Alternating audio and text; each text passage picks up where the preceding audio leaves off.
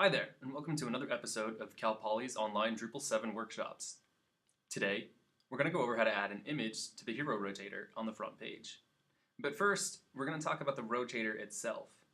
A lot of the things you see in the rotator are set up the way they are for accessibility reasons. And I want to give you a little bit of an overview on the rotator so you get a better idea of the big picture. First, you should know that there's a few different ways to pause the rotation of these images. The most obvious one is the play and pause button you can see in the bottom right corner right here. But there's also a link up here at the top that says Pause Rotating Stories. When I click it, you can see that the little icon for playing and pausing in the bottom right here will change.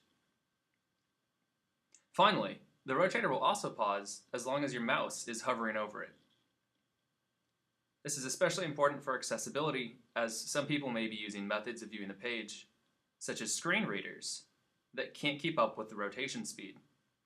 We also have next and previous buttons, both on each side of the image itself and on either side of the play-pause button. These buttons allow users to navigate to a specific article and then stick to it if they need to pause and take a chance to read all of the text that's available.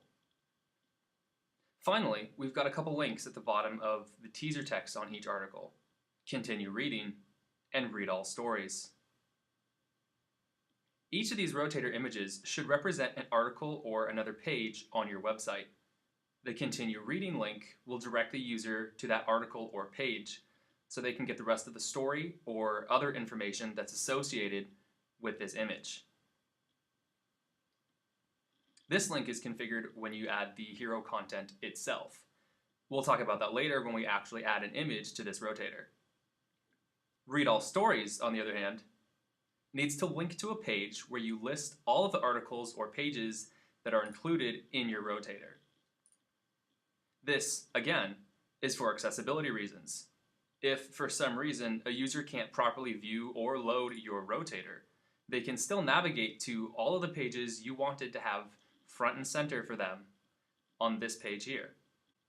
When I click on Read All Stories, you can see that I have set up a really basic page with sample content to represent a teaser for each of the articles related to the hero images, including a Continue Reading link. Of course, this is a basic page that you can edit like any other page that you add to your website, so yours doesn't have to look exactly like this. For example, you may want to use thumbnails specifically designed for this page rather than recycling your hero images. Ultimately, you're free to design this page. Now, you can see that I've titled this page Stories. That's because the default Read All Stories link directs to the Stories path. If I view Published, you can see the path up here at the top. I have our URL, d7training1.calpoly.edu/stories. If you create a page, as I did, with the name Stories, it'll automatically be pointing in the right place. However, if you want to direct this to a different page, that can be configured easily. Click on Configuration in your top menu bar here, and scroll down and look at the bottom left, where you have this section called Hero Slider Read All Stories link. If you click on this link, it'll take you to a page where you can enter the path of the page that you want to direct that link to. Now that we've gone over the rotator itself and provided you with the background information necessary to understand what's going on, let's take a look at how we can actually add a new image to this hero rotator. To start off with, we're going to click on Add Content in the very top left of the page here. And then when we see the list of different content types that we're able to add to our website, we're going to click on Hero. This is the basic creation page for hero content, which is how we can add an image to the hero rotator. I'm going to flip back and forth between this creation page and this other tab where I have our homepage open, so that I can show you what each of the fields here look like when they're actually added as a hero item. First, we have the title, which is right up here at the top in green. In this case, it says Article 3, Sample.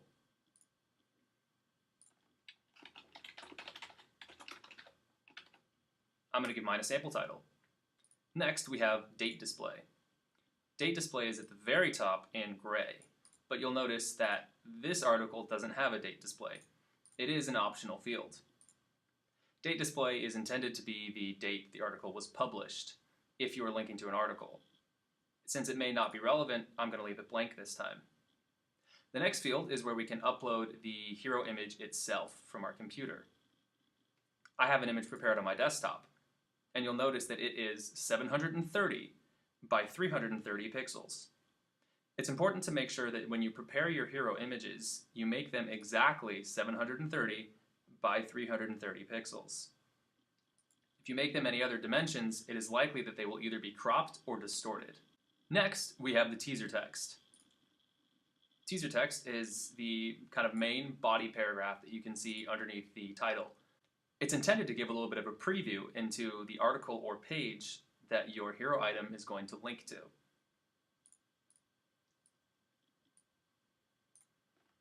I'm going to fill in some sample text here.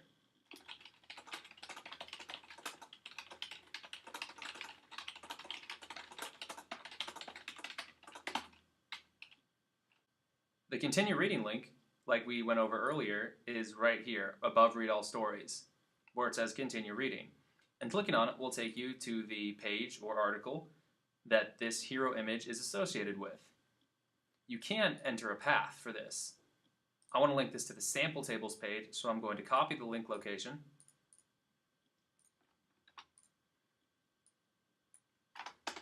and then leave it as a path, rather than the whole absolute URL. Like all other types of content, we need to select a section, in this case, this site. The last field is appearance order. Now this isn't something that you see visually represented in any of the fields here. What it determines is the order in which these images appear when the page is loaded. Right now we can see we're looking at Article 1. We also have Article 2 and 3. If I refresh the page, even though we're currently on Article 3, you'll notice that we skip back to Article 1. That's because it's first in the appearance order. It has an assigned appearance order of 0. Article 2 has an assigned appearance order of 1. And Article 3 has an assigned appearance order of 2. I want my image to appear at the end of the rotation, so I'm going to assign an appearance order of 3. Keep in mind that all of your images have to have an appearance order set for this to work properly. If you don't assign an image in appearance order, or if you start assigning the same number to multiple hero images, you may not get the results you're looking for. Finally, again, as with all other content types, if we're ready to make this visible to the public, we need to change the moderation state to published. We'll click on Save. And there we go. We'll get a confirmation message that our hero content type has been created, and we'll be able to see a little preview of all of the information that we entered. We can see the title, the hero image itself, the teaser text, the continue reading link, and the appearance order. If I go back to the home page, we should be able to see it in our rotator. Now remember, I set this up so that this would appear at the end of the rotation. So if we cycle through these, we should see it at the end, and there it is. That's all it takes to add an image to the hero rotator on the home page of your website. Thanks for watching, and please remember to email us at drupalsupport@calpoly.edu if you have any questions.